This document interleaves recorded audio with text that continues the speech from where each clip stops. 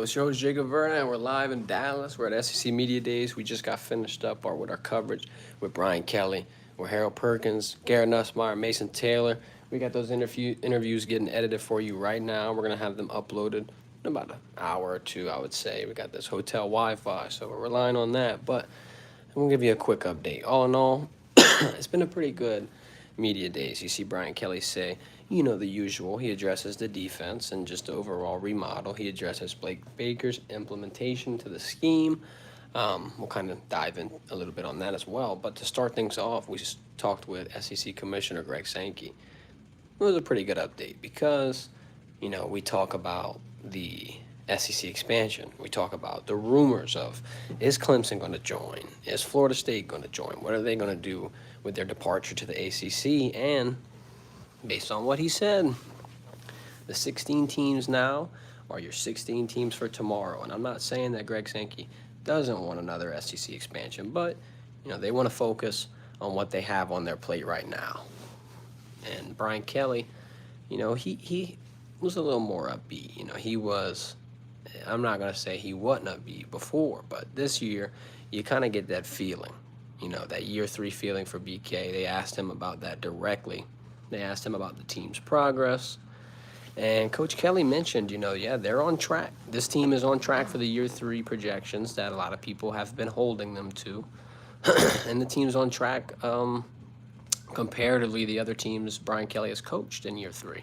The development is there, the depth is there. He talked about the transfer portal, how, last year it was need-based. LSU hit the portal because they needed this, they needed this, they needed this. And he's also speaking just to how that is a little bit of an issue. It kind of shows not necessarily a recruiting flaw, but just not an overall execution in that area that is needed. If you're recruiting in the right way and you're building depth and you've got enough guys to step up, when guys leave, when guys get drafted, whatever the case may be, you don't really need to hit the portal. You don't need to panic. You don't need to go find a bunch of guys quick, fast, and in a hurry. And in LSU's case, for a couple of years, they've been doing that. And it's not saying Coach Kelly hadn't been doing good at recruiting. Of course they have. But this year, this class, this whole overall progression, it's helping LSU trend in the right direction.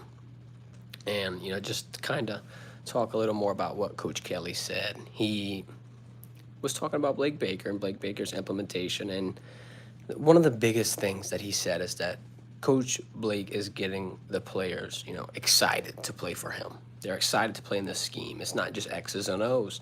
It's wanting to play overall. And we've kind of highlighted this throughout the spring camp.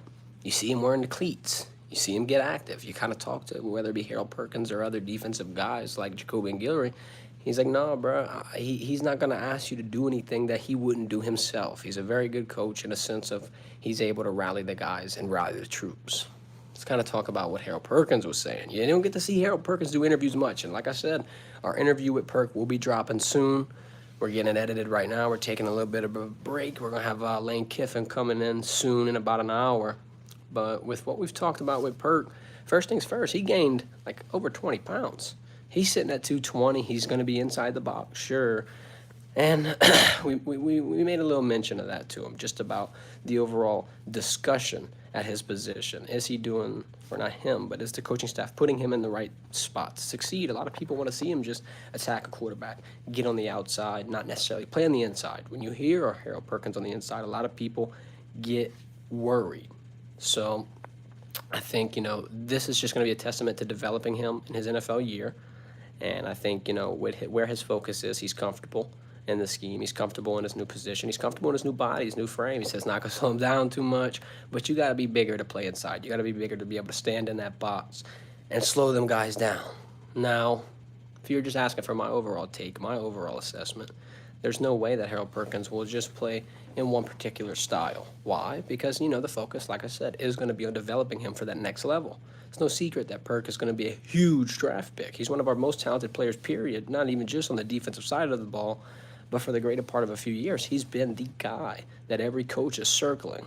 He's the key point for LSU's team, and I just don't think that that's going to change. What I think is going to happen is he's going to do a little bit of a hybrid position. Yeah, he'll get to the quarterback. Yeah, he'll stay inside. He'll play in coverage. I think a lot of people are going to be surprised by the growth that they've seen of Harold Perkins and just the overall talent that he has. I mean, a lot of people want to see him hit a quarterback, sure, but he also got a few interceptions last year. He also got into the passing game, and I'm not saying that you want him to play that DB role and just do one thing and it be that. No, I think you're best fit to really get him out there, see where his ceiling is, see where he can develop. Because if you put him in that situation, in that hybrid role, and he takes it and runs with it, you had a good thing and you didn't even use it. So it's going to be good to be able to throw him out in the fire, so to speak, kind of see how he handles it. We talked about the defense and just the pressure that they could be facing, and I like the way he responded. There ain't no pressure. They're not worrying about the external noise.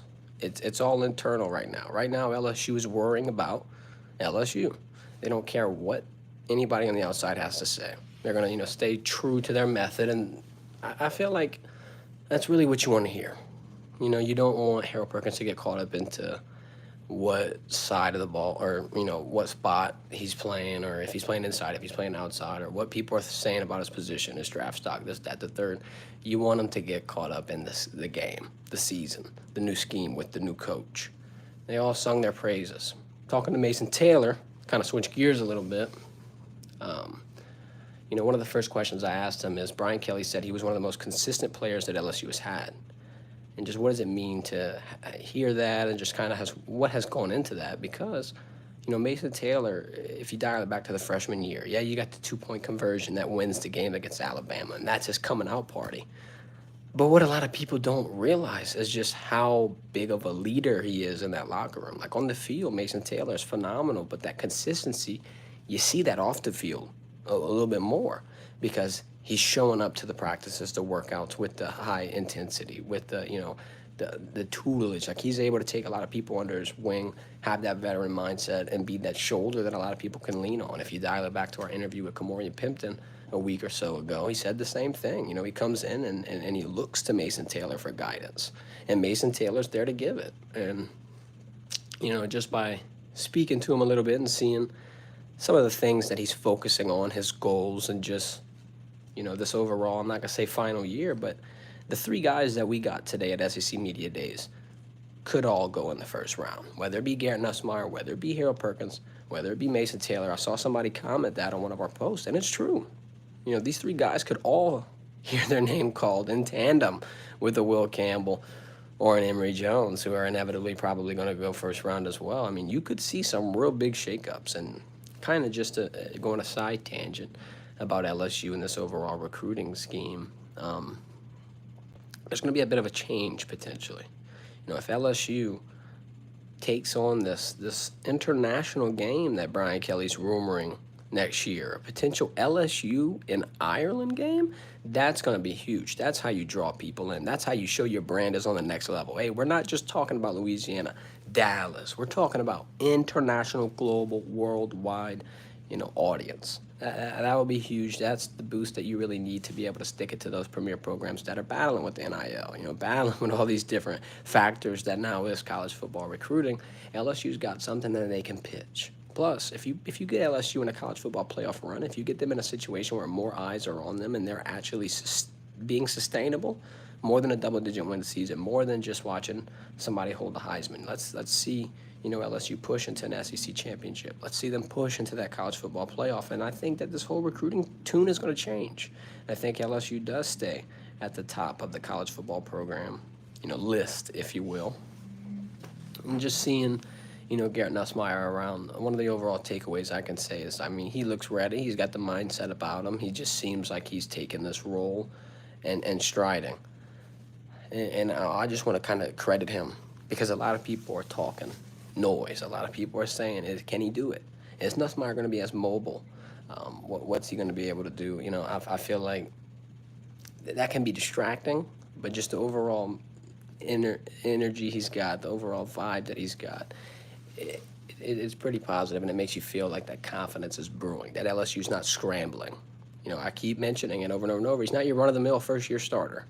He's been in this thing a time or two, and this composure that he's showing off is a direct reflection Like we said, though, Harold Perkins interview, Mason Taylor interview, a bunch of content coming out.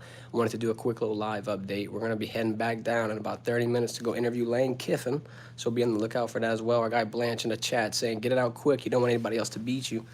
That's the name of the game, man. We're about to get it out quick, fast, in a hurry. You know how we do it. This has been the Vernon Verdict Update. Thanks for tuning in. More content coming. I'm going to do a daily recap on live every single day. We're going to go live tomorrow. We're going to go live Wednesday. I got the treats coming for y'all. Got the content coming for y'all. Y'all hit the subscribe button, hit the like button. Thanks for watching. This has been the Vernon Verdict.